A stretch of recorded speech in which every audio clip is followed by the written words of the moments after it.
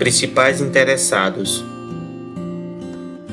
Os burgueses foram os principais interessados nesta filosofia, pois, apesar do dinheiro que possuíam, eles não tinham poder em questão política devido à sua participação limitada. Naquele período, o antigo regime ainda vigorava na França, e nesta forma de governo, o rei detinha todos os poderes. Uma outra forma de impedimento aos burgueses eram as práticas mercantilistas, onde o governo interferia ainda nas questões econômicas. Divisão da sociedade. No antigo regime, a sociedade era dividida da seguinte forma: em primeiro lugar, vinha o clero, em segundo, a nobreza, e em terceiro lugar, a burguesia e os trabalhadores da cidade e do campo.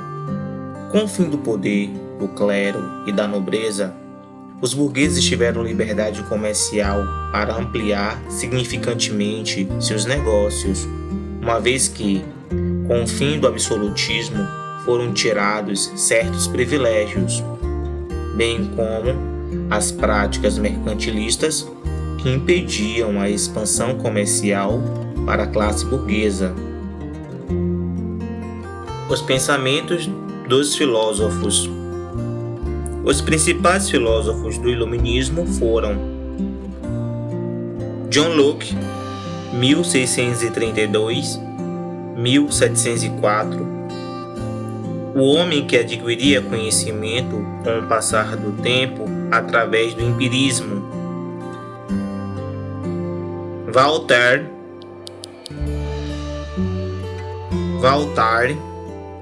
1694-1778, defendia a liberdade de pensamento e não poupava crítica à intolerância religiosa. Jean-Jacques Rousseau, 1712-1778, defendia a ideia de um Estado democrático que garantia a igualdade para todos. Montesquieu, 1689-1755, defendeu a divisão do poder político em legislativo, executivo e judiciário. Denis Diderot, 1713-1784, e Jean Leroux d'Alembert, 1717-1783. Juntos, organizaram uma enciclopédia que reunia conhecimentos e pensamentos filosóficos da época. Fim da influência religiosa. Algumas das maiores figuras do Iluminismo tiveram seus livros proibidos pela visão cristã ortodoxa, como David Hume, John Locke e Immanuel Kant. A influência da religião católica na Inglaterra foram definitivamente afastadas do poder em 1688, com a Revolução Gloriosa. Desde então, nenhum católico voltaria a subir ao trono, embora a Igreja da Inglaterra tenha permanecido bastante próximo do catolicismo em termos doutrinários e de organização interna. Na França, país de tradição católica, mas onde as correntes protestantes, nomeadamente os huguenotes, também desempenharam papel dinamizador. Há uma tensão crescente entre a estrutura política conservadoras e os pensadores iluministas. Rousseau, por exemplo, originário de uma família huguenote e um contribuidor da enciclopédia, foi perseguido e obrigado a exilar-se na Inglaterra.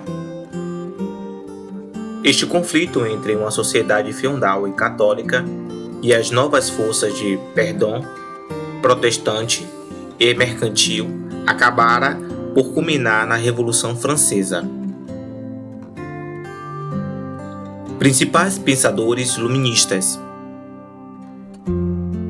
No campo do liberalismo social foram Voltaire, Montesquieu e Rousseau.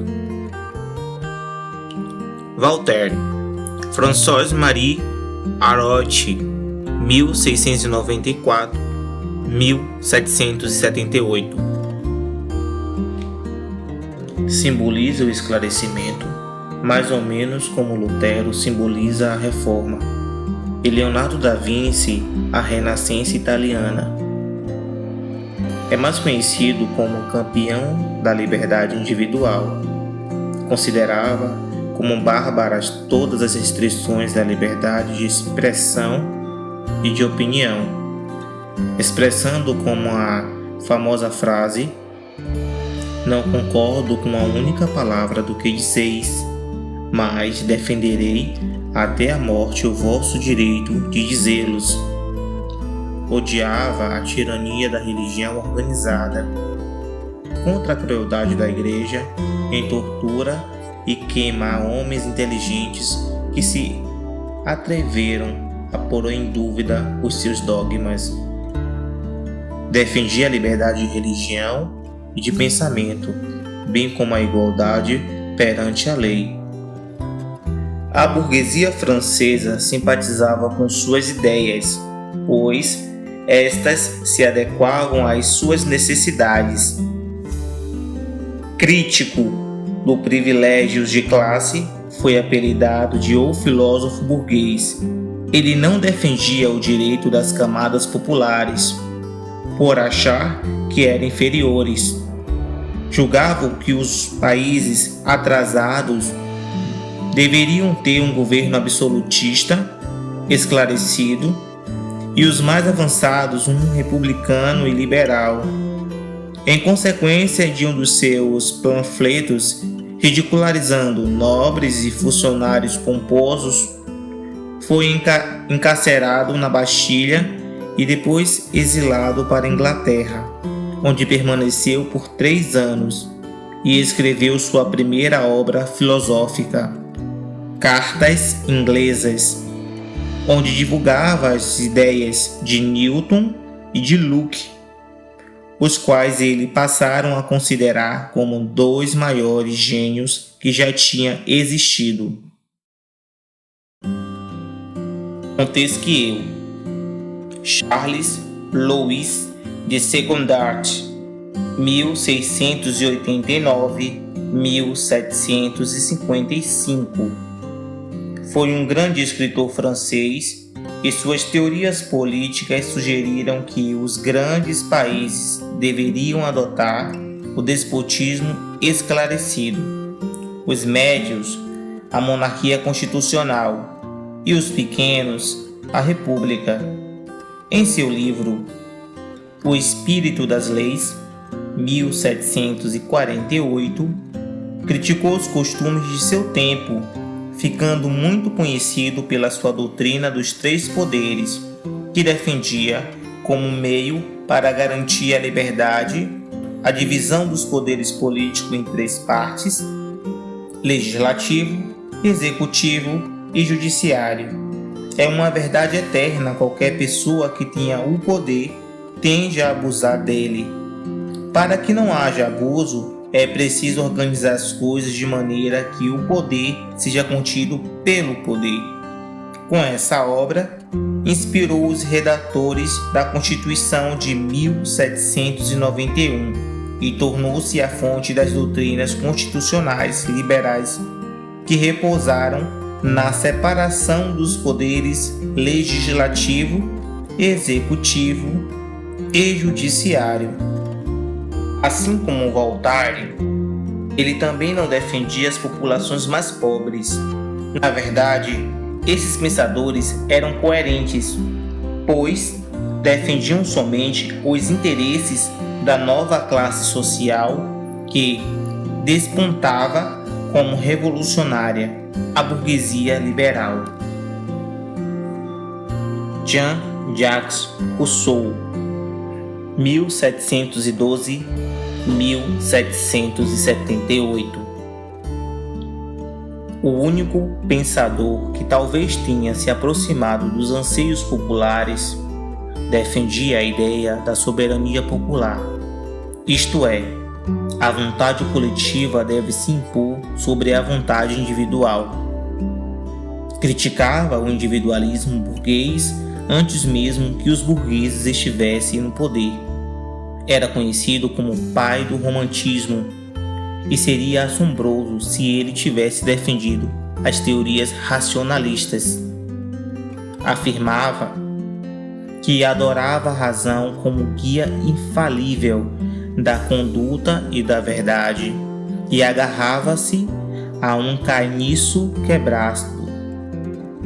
Apesar de que a razão tem sua utilidade, mas não vale como resposta completa. No seu estudo, Discurso sobre a origem e fundamento da desigualdade entre os homens, Rousseau argumenta que todos os males da civilização são originados da propriedade privada, que determinou as diferenças sociais e o surgimento de denominadores e denominados. Para superar esta denominação, ele propunha um contrato social que deveria ser elaborado por toda a comunidade e não por indivíduos isolados. A soberania reside no povo.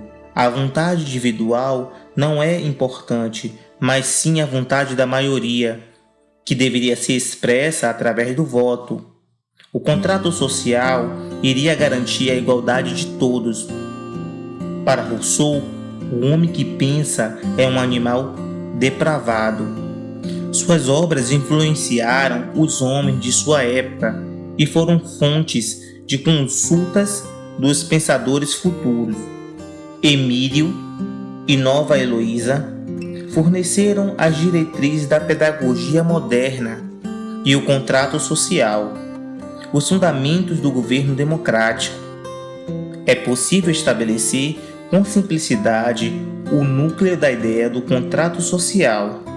Cada um de nós coloca sua pessoa e autoridade sobre a direção suprema da vontade geral, e o grupo recebe cada indivíduo como uma parte indivisível de todo. A fim que todo o contrato social não seja apenas uma fórmula vazia, todos precisam compreender que todo indivíduo que se recusa a obedecer à vontade geral deve ser forçado por seus companheiros a fazê-lo. É uma maneira de dizer que pode ser necessário forçar um homem a ser livre, sendo neste caso a liberdade, a obediência à vontade de todos. No campo econômico, Quesnay e Smith